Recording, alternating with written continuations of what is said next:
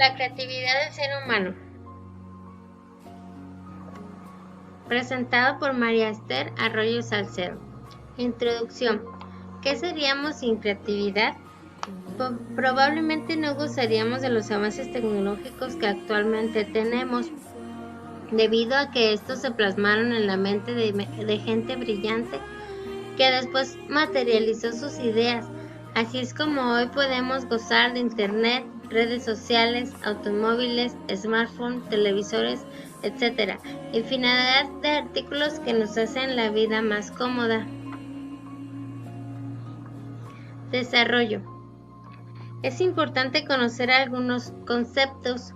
Según IMADE, sin fecha, la creatividad representa el proceso de generación de ideas. La creatividad se desarrolla, según algunos autores, como una serie de pasos que surgen dentro del pensamiento hasta llegar a materializarse. Esto en algunos casos.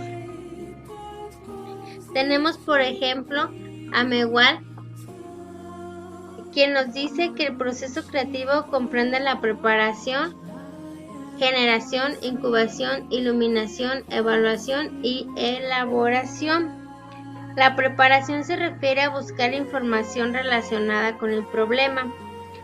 Durante la generación se realiza la masificación de aquello sobre lo que queremos crear, es decir, que la situación se analiza. En la incubación, el inconsciente busca una solución mientras tenemos un descanso ficticio, como una actividad recreativa que actúa como distractor. Entre tanto, el inconsciente dirige el objetivo.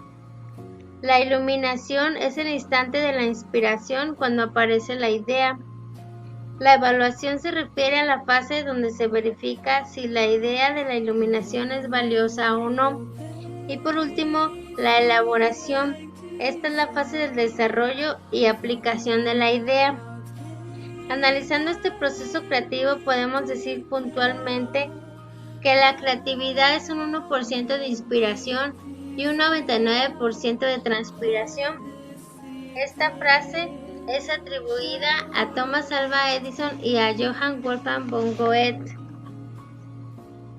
Otros autores hablan del proceso creativo como Graham Wallace, donde según él solo existen 4 etapas o fases, que son la preparación, incubación, iluminación y la verificación. Dentro de la creatividad podemos encontrarnos con obstáculos como lo son los bloqueos y barreras que pueden inhibir el proceso creativo. Estos bloqueos se dividen en internos y externos. Los bloqueos internos pueden ser emocionales, que provienen de nuestro inconsciente, llenándonos de miedos e inseguridades, los cuales se desarrollan desde la infancia y son conocidos como fantasmas, tales como la desconfianza, poca tolerancia a la frustración, vergüenza, miedo a hacer el ridículo, temor al que dirán y preferir no opinar por esta razón, poca confianza en sí mismo, etc. Los bloqueos perceptivos se refieren a que el pensamiento genera hipótesis iniciales, como pensar que las ideas son de niños, pensar que no es lógico lo que digo, pensar que no puedo, no tengo idea del tema, ni soy creativo, no escuchar. Dentro de los bloqueos externos tenemos el bloqueo ambiental, que se refiere a las limitaciones que provienen de nuestro contexto social, como la familia, círculo de amistad, círculo laboral y autoridades.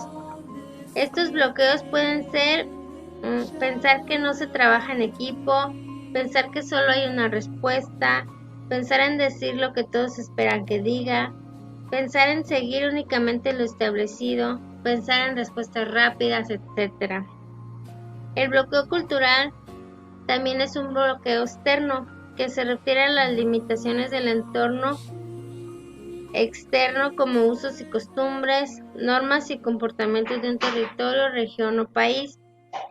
En este caso, en México, somos un país conservador, lleno de tradiciones y costumbres, que en muchas ocasiones representa una limitada creatividad. Estos bloqueos son mucho más notorios en pueblos donde los sacerdotes normalmente son los que dirigen y en lo que las ideas nuevas son mal vistas. Algunas ideas incluso pueden ser peligrosas, como el caso de los activistas del medio ambiente, que al afectar intereses de algunas personas representan un peligro y son perseguidos o incluso desaparecidos.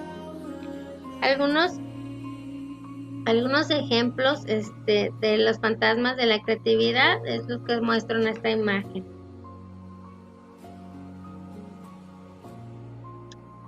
Algunos ejemplos de creatividad nacional y mundial.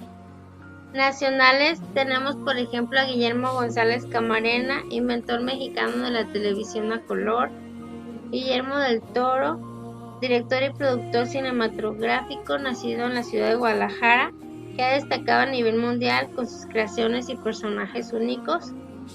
Alfonso Cuarón, director y productor cinematográfico reconocido también a nivel mundial. Y de creatividad mundial tenemos a Tomás Alva Edison, inventor nacido en Milán, que tiene en su haber más de 1000 inventos, entre ellos la bombilla eléctrica. Leonardo da Vinci, italiano, quien fue pintor, anatomista, arquitecto, artista, botánico, científico, escritor, escultor, filósofo, ingeniero, inventor, músico, poeta y urbanista, que decía: nunca se encontrará invento más bello, más sencillo o más económico que los de la naturaleza, pues de sus inventos nada falta y nada es superfluo. Miguel Ángel, quien fue un arquitecto, escultor y pintor italiano renacentista, considerado uno de los más grandes artistas de la historia, tanto por sus esculturas como por sus pinturas y obra arquitectónica. Steve Jobs fue un empresario y magnate de los negocios en el sector informático y de la industria del entretenimiento estadounidense. Fue cofundador y presidente ejecutivo de Apple y máximo accionista individual de The Walt Disney Company. Reflexiones. La mente humana es una fuente de imaginación y creatividad atada a nuestro entorno y a nuestras propias limitaciones del pensamiento. Quienes han logrado deshacerse de estos bloqueos y han permitido que su creatividad fluya sin obstáculos, han logrado infinidad de cosas fascinantes en todas las artes e invenciones. Considero que el límite lo ponemos nosotros y que es posible librarse de nuestras propias ataduras mentales y ambientales. Esto es realmente necesario, ya que de esta forma lograremos aportar grandes ideas a la empresa de la cual formamos parte o formaremos en un futuro. Conclusión. La sociedad actual, desde mi punto de vista, se encuentra sumergida en los temores al que dirán y no se atreve a crear o a soñar. Las pocas personas que se deshacen de estas barreras logran grandes cosas dentro de las organizaciones. En México y el mundo existe mucho talento.